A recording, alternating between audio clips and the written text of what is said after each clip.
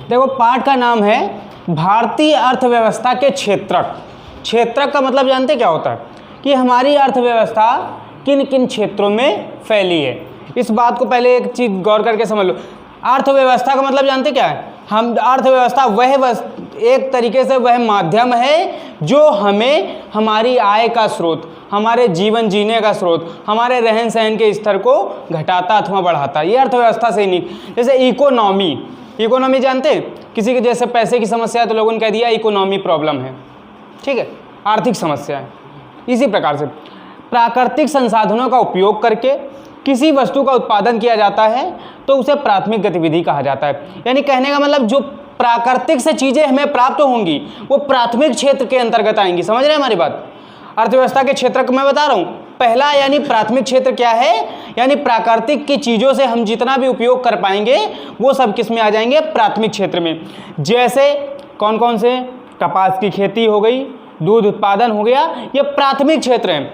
देखिए दूध उत्पादन के लिए आपको ज़्यादा टाइम नहीं लगता, गाय के द्वारा सीधे आपको दूध उत्पादित किया जा सकता है, ठीक है। मैं शहरों की बात नहीं कर रहा हूँ जो पैकेट वाला मिलता है, उससे कोई मतलब नहीं। यानी कहने का मतलब जो गांव में देहात से सीधे तुरंत मिल जाता है चट्टे वगैरह से। दूसरी बात आपकी कपास की खेती की गई, सीधे आपको कपास मिल गया, कच्चा माल, रॉ मटेरियल जिसको बोलते हैं, वो मिल गया। ये प्राथमिक क्षेत्र में आया। प्राथमिक क्षेत्र समझ में आया ना। द्वितीयक क्षेत्र क्या होता है? द्वितीयक क्षेत्र की गतिविधियां प्राकृतिक द्वारा जो उत्पाद प्राप्त होते हैं, जो प्राकृतिक से चीज़ें प्राप्त हुई उनसे जो नई चीज़ें बना करके प्राप्त हों वो द्वितीयक क्षेत्र में आ जाती। जैसे अभी आपने देखा पौधे से कपास प्राप्त की, लेकिन उस कपास के पौधे से जो आप सूत बनाएंगे या कपड़ा बनाएंगे, धागा बनाएंगे या कपड़ा बनाएंगे, वो द्वितीयक क्षेत्र में चला जाएगा, क्योंकि उसका एक बार इंडस्ट्री में उपयोग हुआ नहीं हुआ। जब इंडस्ट्री में उपयोग होगा तो वो द्वितीयक क्षेत्र में आ जाएगी। दूसरी बात, जैसे गन्ना खेत में प्राप्त हुआ, प्राथमिक क्षेत्र है, सीधे खेत से प्राप्त हो गया। लेकिन गन्ने से जो चीनी बनी, गुड़ बना, मिश्री बनी, ये सब चीज़ें काहे में आ गई? द्वितीयक क्षेत्र में। यानी रॉ मटेरियल्स के उपयोग के बाद हमें जो प्राप्त हो जाएगी चीज़ें वो द्वितीयक क्षेत्रक की चीज़ें कहलाएगी। यानी प्राथमिक क्षेत्रक और द्वितीयक क्षेत्रक में समझ में आया अंतर? प्राथमिक क्षेत्रक जो कृषि से या अन्य चीज़ों से डायरेक्ट हमें प्राप्त होता है, या जो डायरेक्ट चीज़ें प्राप्त हो जाती है प्राथमिक क्षेत्र में आ जाएंगी। वहीं द्वितीयक क्षेत्र में क्या होता है? जो प्राकृतिक से तो प्राप्त हुई, प्राकृतिक से प्राप्त होने के बाद उनका जो है कुछ उपयोग करके या उनमें बदलाव करके उनको जब दूसरे रूप में उपयोग किया जाता है वो द्वितीयक क्षेत्र में आती। किसी कोई समस्या है ना? नहीं है ना? आगे देखते। अच्छा, तृतीयक क्षेत्र क्या होता है? प्राथमिक एवं द्वितीयक क्षेत्र के विकास में सहायता करती हैं। देखिए तृतीयक क्षेत्र हमारा ये डायरेक्ट चीज़ों के लिए नहीं है, प्राथमिक के लिए और जो द्वितीयक के लिए हमारे लिए सहायता करें। अच्छा, आप लोगों को बताया जाएगा जैसे कोई भी रॉ मटेरियल ले जाना है, कच्चा माल ले जाना है, तो काहे से ले जाओगे?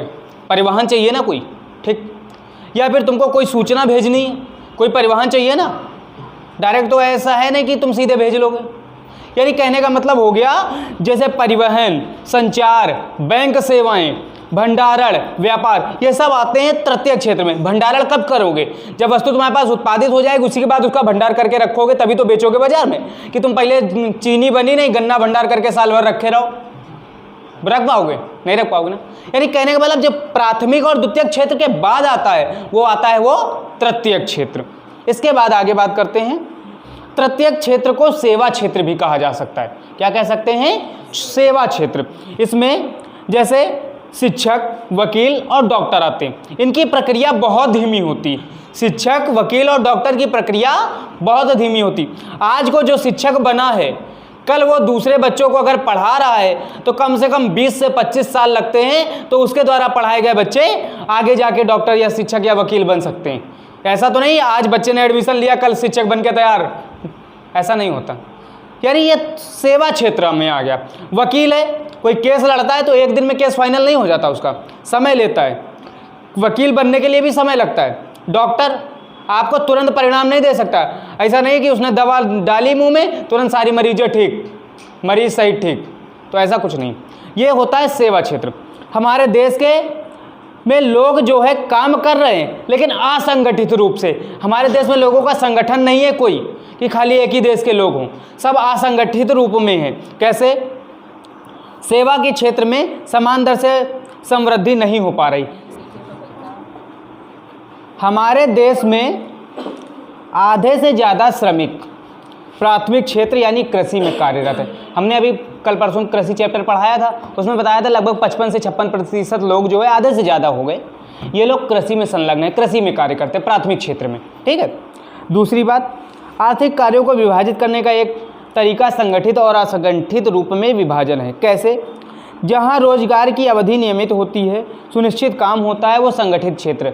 नहीं समझ में आया? संगठित क्षेत्र का मतलब ये हो गया, जैसे एक आपको एग्जांपल दे दिया जाए, कोई फैक्ट्री है, फैक्ट्री में रोज लोग काम करने आते हैं, समय से छुट्टी हुई, समय पे हर महीने पेमेंट हो रहा है। ठीक है, ये होता है संगठित क्षेत्र, यानी एक लोगों का संगठन बन जाएगा ना कुछ समय काम करते करते, ये हो गया संगठित क्षेत्र। असंगठित क्षेत्र जैसे ये निराला नगर की बाज़ार चले जाओ, लोग पुताई वाले बहुत सारे लोग क्या करें, मजबूरन में बाज़ार मंडी में खड़े होते हैं, ये लोग खड़े होते हैं, लोग वहाँ से जिसको ज़रूरत होती ले जाता है, बहुत सारे लोग पूरा दिन में वापस भी चले जाते हैं, काम नहीं मिलता, तमाम प्रकार की ऐसी समस्याएं आती। तो ये असंगठित क्षेत्र है, जहाँ पर लोगों को रोज़ काम नहीं मिलता, रोज़ पैसे नहीं मिल पाते, ये असंगठित क्षेत्र हो गया। और संगठित क्या है? जैसे किसी फैक्ट्री, फर्म, संस्था में काम करने वाले, ऑफिस में काम करने वाले, ये संगठित क्षेत्र है। आगे देखते हैं। सन 1990 में हमारे देश में देखा गया संगठित क्षेत्र के क्षेत्रक में कम वेतन पर काम करने के लिए लोग मजबूर हैं संगठित क्षेत्र में, और असंगठित क्षेत्रक में रोजगार बढ़ाने की आवश्यकता, अतिरिक्त एवं संरक्षण सहायता को ये भी आवश्यकता है। हुआ क्या, जब ये हमारे यहाँ देश में क्या होता था, लोगों को मजबूरी में कम पैसा दिया जाता। आज भी आप दादा नगर में चले जाइए, वो कहते हैं हम 7,000 देंगे, करना है तो करिए, नहीं तो कोई बात नहीं। 7,000 देंगे, करना है तो करिए, नहीं तो कोई बात नहीं। मजबूरी में आदमी करता है, 12 घंटे काम लिया जाता है, मजदूरी आधी। लेकिन पता है क्या, आपके उससे वो कितना कमा रहे हैं? एक व्यक्ति की पेमेंट जो मिनिमम पेमेंट है 12,000 रुपये है, प्रतिदिन के 400 रुपये के हिसाब से, 400-450 के हिसाब से 12,000-12,500 रुपये है। लेकिन वो देते कितना है? 6,000, 7,000, 8,000, इससे ऊपर नहीं देते। क्यों? उसका एक रीज़न है, वो आपको पूरा वहाँ दिखाएंगे पर डे कितना दे रहे हैं, जितना वो उनकी जेब में जाएगा, प्लस आपसे कभी मेन रजिस्टर पे साइन नहीं करवाएंगे अटेंडेंस के समय। मेन रजिस्टर पर कभी आपका टाइम नहीं पड़ेगा, साइन नहीं होगी, वो तो वहीं द्वारा भरा जाता, वहीं द्वारा। ऐसे ही दादा नगर में कोई फैक्ट्री नहीं होगी जिसका रजिस्ट्रेशन ना हो। प्रत्येक व्यक्ति का पीएफ भी नहीं कटवाते हैं, पीएफ भरते ही नहीं, कहते हैं लोग कागज़ नहीं दे रहे। ये सब तरीके जो चल रहे हैं, इसी तरीके से ये जो वो फैक्ट्री मालिक हैं आज आलीशान बंगलों में घूमते। नहीं तो अगर जो इंसान अपना कायदे से धंधा चलाएगा, उस सालों लग जाएंगे उसको पैसा कमाने में। फिर जीएसटी चोरी करते हैं। ये सब चीज़ें क्या है? ये असंगठित और संगठित क्षेत्र के बीच कुछ अव्यवस्थाएं हैं। ये भी पेपर में पूछा जाता है, हमारे विकास में बाधक कौन कौन सी समस्याएं हैं। तो लोगों द्वारा कर चोरी करना। अब जीडीपी बढ़ेगी नहीं तो हम लोगों को कहाँ से मिलेगा? आपने आज का पेपर नहीं पढ़ा होगा, मैं बता दे रहा हूँ। आज के पेपर में दिया है हमारे देश की जीडीपी 0.4% बढ़ी। कोरोना काल के बाद हमारे यहाँ जो जीडीपी थी वो 0 से नीचे चली गई थी, माइनस में। कहाँ चली गई थी? माइनस में। आज वो बढ़ी कितनी? 0.4, यानी इस समय कितनी हो गई हमारे देश की? 0.4%। 1% भी अभी नहीं हुई है पॉइंट में। कम से कम उस समय हम लोगों की जब गिरना शुरू हुई थी तब 12-12.5% थी विकास दर जिसको बोलते हैं। तभी हमारे यहाँ जो उत्पाद हैं, कैसे पेट्रोल, डीजल, ये सब महंगे किए जा रहे हैं ताकि लोगों द्वारा कर ज़्यादा से ज़्यादा वसूला जाए और समय पे सब बराबर हो सके, नहीं तो हम लोग बहुत पिछड़ जाएंगे। ये कारण है। आगे देखिए, राष्ट्रीय ग्रामीण रोजगार गारंटी अधिनियम को काम का अधिकार क्यों कहा गया? देखिए, राष्ट्रीय ग्रामीण रोजगार गारंटी अधिनियम, मनरेगा, इसका पूरा क्या नाम है? नरेगा और मनरेगा, नेशनल रूरलमेंट। उसके बाद क्या होता था कि इसमें जो गांव के जो गरीब क्षेत्र थे, गांव के लोग, इनको 100 दिन का काम दिया जाता था, काम के बदले इनको पैसा दिया जाता। सरकार ने एक नियम लागू कर दिया गया, प्रत्येक व्यक्ति को 100 दिन का काम दिया जाएगा और अगर काम नहीं मिलता है तो आप उसके प्रति अर्जी डाल सकते हैं और उसमें जो है आप अपना सुनवाई भी देख सकते हैं, क्या हुआ, क्यों आपको काम नहीं दिया गया।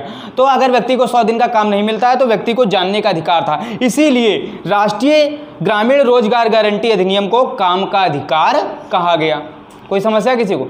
काम का अधिकार क्यों कहा गया? क्योंकि व्यक्ति को 100 दिन का काम का अधिकार प्राप्त है और उसे जानने का अधिकार प्राप्त है कि उसे काम क्यों नहीं दिया गया, इसीलिए इसको क्या कहा गया? काम का अधिकार। ठीक, दूसरा क्वेश्चन, मौसमी बेरोजगारी क्या है? देखिए, प्रच्छन्न बेरोजगारी और मौसमी बेरोजगारी लगभग एक ही है। प्रच्छन्न बेरोजगारी थोड़ा सा अलग है, हम दोनों बता देंगे, इसमें नहीं लिखा है। मौसमी बेरोजगारी क्या है? एक वर्ष में कुछ महीने लोगों को रोजगार नहीं मिलता है, इसे मौसमी बेरोजगारी कहते हैं। जैसे हम लोग टीचर हैं, ये मई और जून का जब महीना आता है, मई, जून और जुलाई, जुलाई में तो मान लो स्कूल खुल गए, मई और जून स्कूल बंद होने की कगार पे, बच्चे नानी मामा के यहाँ घूमने चले जाते हैं, बुआ फूफा के यहाँ, तो यानी हम लोग का बिजनेस ठप। लेकिन किराया देना है, सब कुछ देना है, वो हमारे खर्चे कम नहीं हुए। लेकिन ये मौसमी बेरोजगारी मौसम के हिसाब से चलती। जैसे शादी बारात वालों में जो काम करते हैं, साल भर शादी बारातें नहीं हैं तो उनको नुकसान में बैठे रहते हैं। अब जिनका घर बनता है, बरसात के समय लोग घर बनवाना शुरू करते हैं, वो तो ठीक है, लेकिन एक समय ऐसा भी आता है मई जून के महीने में जब पानी नहीं मिलता, लोग घर कम बनवाते हैं, ये भी समस्या आती है। गांव वगैरह क्षेत्रों में पानी की तराई की समस्या होती तो लोग घर नहीं बनवाते। इस प्रकार से जो गांव के मजदूर होते हैं उनको जल्दी जल्दी रोजगार नहीं मिलता। ये एक ऐसी बेरोजगारी हो गई, मौसमी बेरोजगारी। इसके बाद बात करते हैं प्रच्छन्न बेरोजगारी। ऐसी बेरोजगारी जो देखने में लगे लोग काम कर रहे हैं लेकिन वहां पर बेरोजगार लोग हों। जैसे एक काम था, जैसे 10 लोग पहुंचे फैक्ट्री मालिक के पास, बात समझिएगा, 10 लोग पहुंचे और 10 लोगों ने कह दिया कि मुझे भी काम चाहिए, मुझे भी काम चाहिए। उसने दिमाग लगाया कि ऐसा करते हम सबको काम पे रख लेते हैं और बोल देंगे हम इतना पैसा 10 लोगों में जो है 5,000 रुपये देंगे, 200 रुपये एक आदमी का लगभग, जिसको करना है करो, नहीं करना जाओ।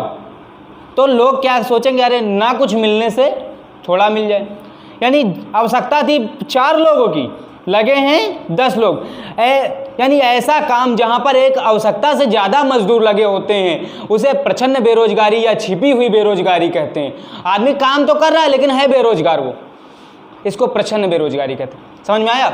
अगला देखिए, हमारा देश आज विकासशील क्यों है? डेवलपमेंट नहीं है, डेवलपर है। सीधे धीरे धीरे विकास कर रहा है। हमारे देश का विकास नहीं हो पाया है। विकास दुबे भले मारा गया हो लेकिन विकास नहीं हो पाया। तो देखिए, विकास हमारे देश की अर्थव्यवस्था को निर्धारित करता है। देखिए, एक अमेरिका, यूएसए, अमेरिका जो है विकसित राष्ट्र है, जो बड़े बड़े राष्ट्र हैं वो विकसित हैं। जापान उगते हुए सूर्य का देश कहा जाता है। देखिए, जापान एक ऐसा नगर है जहां पर मैंने कल भी बताया था कि 2 नगर पे परमाणु बम गिराया गया, बहुत नुकसान हुआ, वो बहुत पीछे चला गया था, लेकिन उसने इतने कम समय में इतनी ज़्यादा उन्नति कर ली, इसलिए जापान को उगते हुए सूर्य के देश की संज्ञा दी जाती, उगता हुआ प्रदेश भी कह देते। ठीक है, आगे देखिएगा, शहरी क्षेत्रों में रोजगार में वृद्धि कैसे की जा सकती है? देखिए, होता क्या है, शहरों में कुटीर, लघु, बड़े नए नए उद्योग, कुटीर, लघु और बड़े उद्योग आप लोगों को पता कि नहीं पता? देखो, कुटीर उद्योग घरों में छोटे मोटे काम, लोग जैसे इमली बनाना, पापड़ बनाना और तमाम चुर्री पैक करना, इस प्रकार के काम जो करते हैं ये सब कुटीर उद्योग में आते हैं। कुछ लोग क्या करते हैं, घर में मुर्गियाँ पाल लिया, अंडे बेच रहे हैं। तो इस प्रकार से जो काम हो गए वो कौन से हो गए? कुटीर उद्योग। पापड़ बनाना, ये होली की दिवाली के समय जो दिए बनाना, ये सब छोटे मोटे उद्योग जिनके लिए ज़्यादा जमा पूंजी नहीं होती, कुटीर उद्योग हो गए। इसके बाद लघु उद्योग, जो जहाँ पर कम से कम 2, 4, 10 लोग काम करें, लघु उद्योग।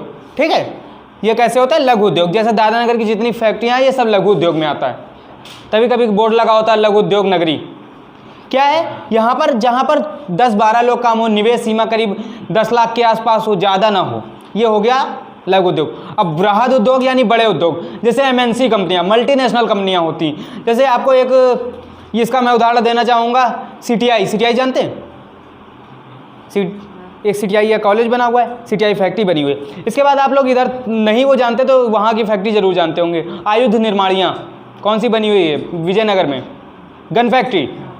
ठीक है, कितनी बड़ी है, जब वहाँ से छुट्टी होती तो जन सैलाब छूट पड़ता है, बिल्कुल देख रहे हैं। यानी बृहद उद्योग, यहाँ निवेश सीमा मिलियन में, डॉलर में, अरबों खरबों में चलती है कि निवेश इतना किया गया, हमें इतना फ़ायदा। वहाँ पर कम से कम जो काम करने वाले होते हैं उनमें हजारों की संख्या में मजदूर होते हैं। ऐसे उद्योग बृहद उद्योग या बड़े उद्योग कहलाते हैं। लघु, कुटीर और ये समझ में आ गए उद्योग। तो शहर में इस प्रकार के उद्योग स्थापित करने चाहिए, पुराने उद्योगों का विस्तार करना चाहिए। जैसे हमारे यहाँ एक ये लाल इमली में एक मिल है, बंद हो गई थी, आज तक नहीं चालू हुई, कॉटन मिल की, शायद वो जूट मिल थी, नहीं बंद हो गई, आज भी लोगों का हिसाब नहीं हो पाया। अगर ये इन मिलों को चला दिया जाए दोबारा तो लोगों को रोजगार मिल सकता है। करीब इसमें 50,000 लोग काम करते थे, पता है 50,000 बहुत होते हैं।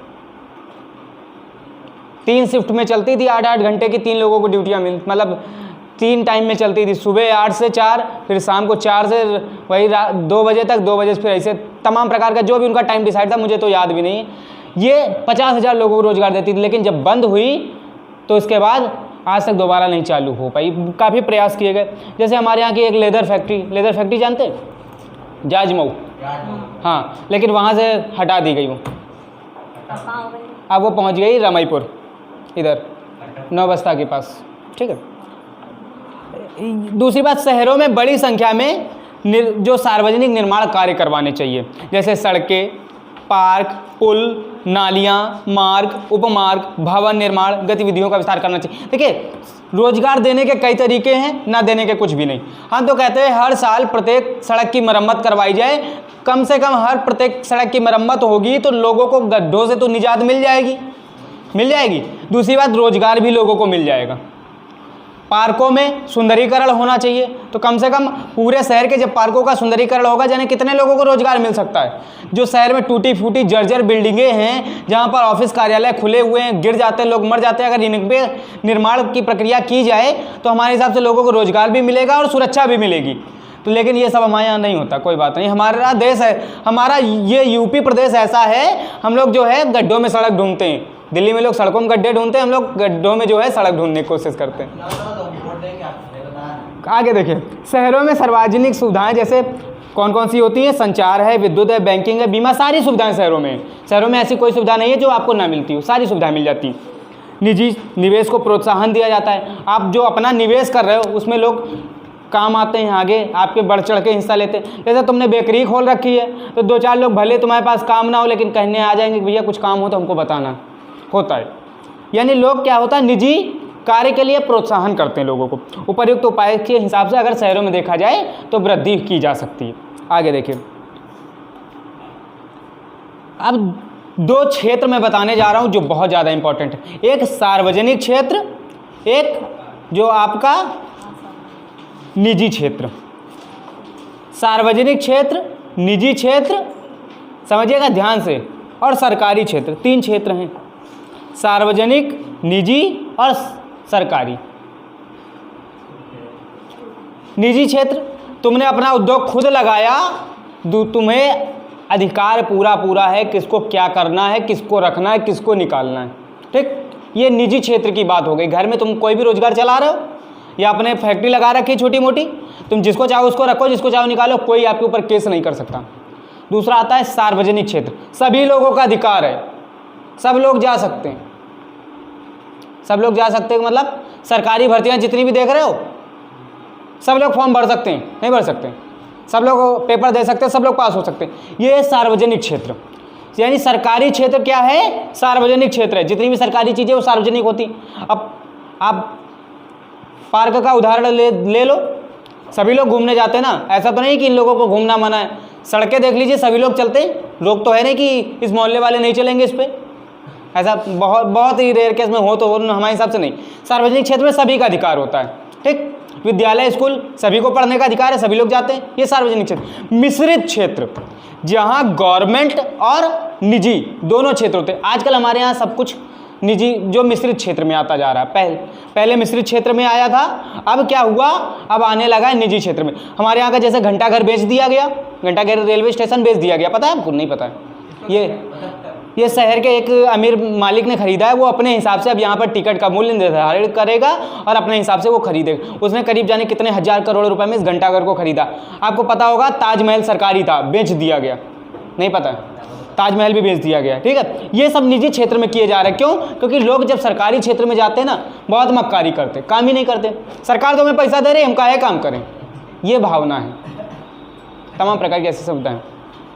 तो मिश्रित क्षेत्र हम जो बताने जा रहे थे उसमें क्या हुआ कि मिश्रित क्षेत्र जो था उसमें सरकार और निजी दोनों क्षेत्र, जैसे एचएल कंपनी नहीं सुने होंगे, Hindustan aeronautic private company limited, जो प्राइवेट लिमिटेड होती हैं, यानी गवर्नमेंट और दोनों। जहाँ पे मैं हवाई जहाज बनाने सीखने गया था ट्रेनिंग के लिए, वही है हिंदुस्तान एरोनॉटिक एचएल जिसको कहते हैं, ठीक है। पूरा नाम है Hindustan aeronautic private limited HL, वायुयान परिवहन प्रभाग।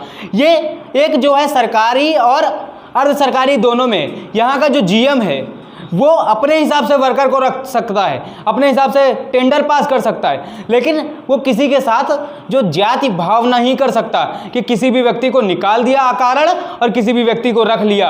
आपके पास पूरा अधिकार, आप केस कर सकते हो, केस लड़ सकते हो, सब कुछ कर सकते हो। ये है मिश्रित क्षेत्र, समझ में आया?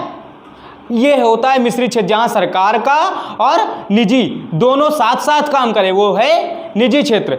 और जहां पर सिर्फ सरकारी काम करे, जैसे आपको मैंने बताया उदाहरण, सरकारी भर्तियां जितनी भी होती हैं वो सब सरकारी क्षेत्र में आ गई। निजी स्वामित्व जहां पर अपना स्वामित्व हो।